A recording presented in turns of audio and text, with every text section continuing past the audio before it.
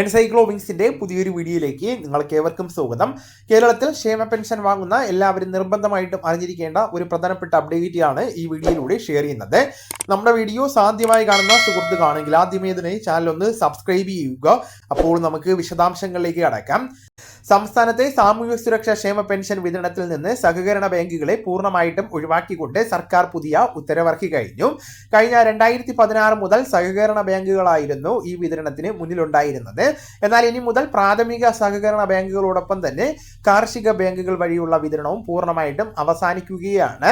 നിലവിൽ പലർക്കും ഈ ബാങ്കുകൾ വഴിയാണ് പെൻഷൻ വിതരണം നടത്തിയിരുന്നത്. സഹകരണ ബാങ്കുകളെ പെട്ടെന്ന് മാറ്റിയത് എന്തുകൊണ്ടാണെന്ന് പലർക്കും സംശയമുണ്ടാകാം. സാമ്പത്തിക സുതാര്യത ഉറപ്പുവരുത്തുക എന്നത് തന്നെയാണ് ഇതിന്റെ ഏറ്റവും പ്രധാന ലക്ഷ്യം. പല സഹകരണ സൊസൈറ്റികളിലും പെൻഷൻ വിതരണം ചെയ്ത ശേഷം അതിന്റെ കൃത്യമായിട്ടുള്ള അക്കൗണ്ട് വിവരങ്ങൾ ധനകാര്യ വകുപ്പിലേക്ക് സമയബന്ധിതമായിട്ട് കൈമാറുന്നില്ല എന്ന ആക്ഷേപം നിലവിലുണ്ടായിരുന്നു. ഇത് സർക്കാരിന്റെ ഓഡിറ്റിംഗിനെ പ്രതിസന്ധിയിലാക്കിയിരുന്നു.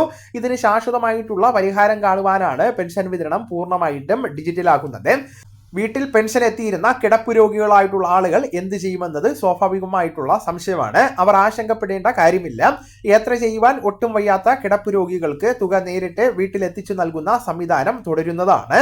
മറ്റുള്ളവരെല്ലാവരും തന്നെ തങ്ങളുടെ പെൻഷൻ പ്രൊഫൈലിൽ നാഷണലൈസ്ഡ് അല്ലെങ്കിൽ വാണിജ്യ ബാങ്ക് അക്കൗണ്ട് വിവരങ്ങൾ കൃത്യമായിട്ട് തന്നെ ലിങ്ക് ചെയ്തിട്ടുണ്ടെന്ന് ഉറപ്പുവരുത്തേണ്ടതാണ്.